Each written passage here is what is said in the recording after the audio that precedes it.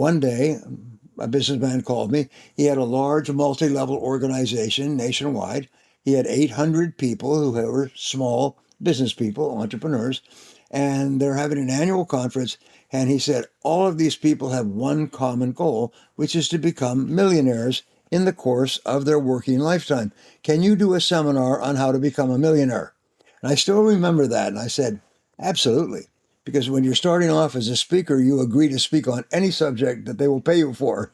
you know, yeah, there's a funny little story that I think of, and it's the story about the priest who has two parrots, and they sit on the stand and they pray all the time. Brother Matthew and Brother Paul. And they sit there with a rosary and they pray all the time. One day, another priest was visiting them, and there they are praying away, doing their rosaries. And he said, I'm really concerned about my two parrots because they're so pious that all they do is pray. And he said, well, as a matter of fact, my son came back from sailing, working on a ship, and he brought me a parrot that had been on the ship. And the parrot had learned a lot of foul language from the other sailors. And so if he talks all the time, never stops talking, why don't we bring my son's parrot, put him on the stand between the two pious parrots, and maybe that will loosen them up. So they brought the parrot over, they put him there, and the parrot from the ship said, I'm a whore, I'm a whore, I'm a whore. And the priest was paralyzed. But one of the parrots, Brother Matthew, leaned over to Brother Paul and said, Brother Paul, our prayers have been answered. So I always think of that. I tell this to my audiences all over the world. I say, whenever you go out there, remember, you're a whore. You're a whore. What does that mean? It means that you sell. Your job is to go out there and generate revenues and money. Your job is not to drink coffee and talk to your friends and go to movies in the afternoon. And I know you do it because nobody's watching you. And so your job is to work. And there's a direct relationship between how long and how hard you work relative to others that determines how much you earn relative to others. And this is a truth. Just like gravity is a truth, things fall down. They don't fall up. Your job is to be always doing things to generate money. It's like that joke. Anyway, so he called me and asked me if I would speak about how to become a self-made millionaire. And I said, of course. And I hung up the phone and I realized I had been dreaming, as that's what we in America do, is from the time we were teens, we start to fantasize about becoming millionaires. And we look at rich people who have beautiful cars and homes, and they're in the newspapers and stories and movies and everything else. And we fantasize about becoming wealthy. So here I was, I'd started fantasizing at the age of 15 or so. And now I'm 36 years old and I'm still in debt. In fact, when I got into speaking, I used to joke, I learned how to sell again. I sold my house, I sold my car, I sold my furniture, I sold everything that I owned and moved into a rented house and just basically worked 16 hours a day for the next 2 or 3 years. However, so I said, okay, so I began to study. I call it a full court press. I did a full court press on self-made millionaires. What I found was that there's lots of great research on self-made millionaires because it's an interesting subject. People wrote books and articles and they did university studies and so on, but they found that they had certain characteristics in common. So what I did is I began to write them down, and I came up with a talk called The 21 Success Secrets of Self-Made Millionaires. And 2 months later, I stood up in front of the audience. I had 1 hour to speak, and I went through the talk very quickly, 21 success secrets.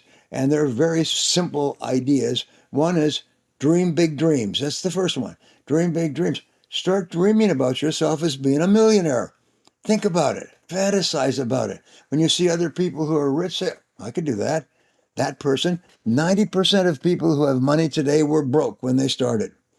The 80-20 rule is one of the other principles, so that the top 20% of people in our society earn 80% of the money paid out in our society. Every person in the top 20% started where? Where did they start? They started in the bottom 20%. And then they started doing things differently, like climbing stairs.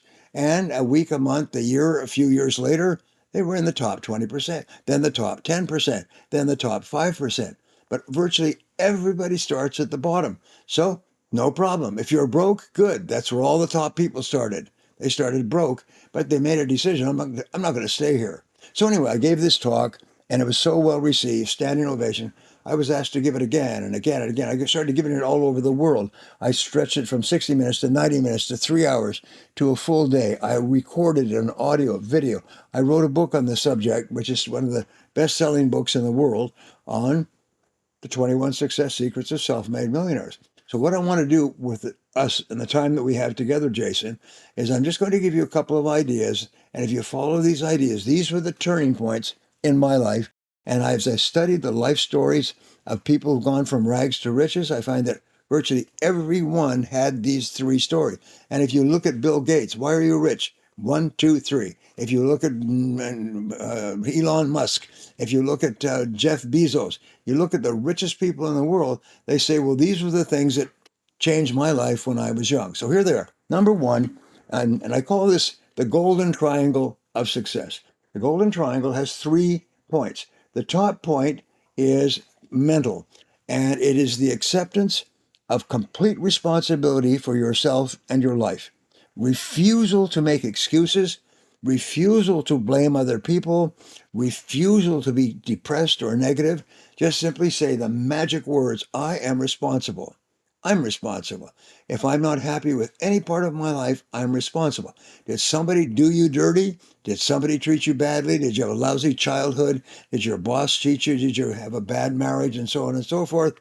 So life sucks and then you die. Okay, we used to say life's a bitch and then you die. So therefore what you do is you just take a deep breath and you say, oh shoot, well, I am responsible.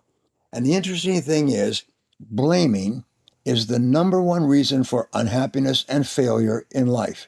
And as soon as you say, I am responsible, you cancel all blame.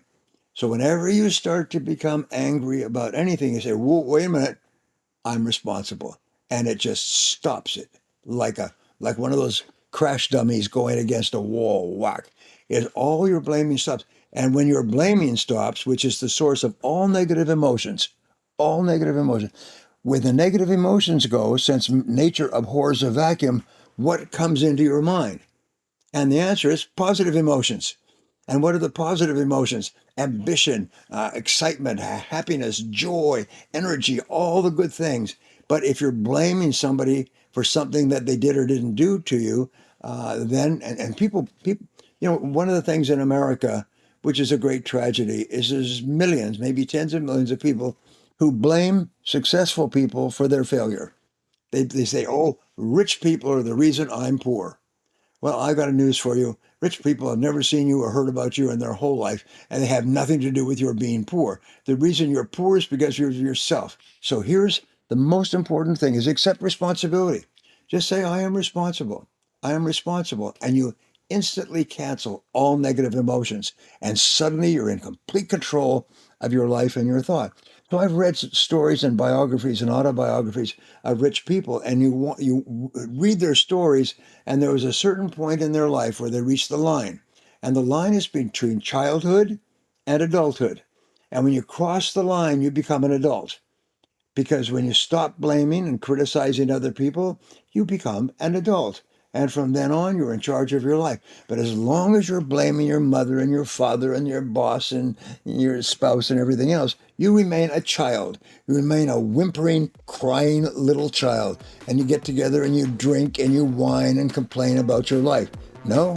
From now on, you say, I'm responsible. So that's the first part of the triangle. Without that, nothing is possible.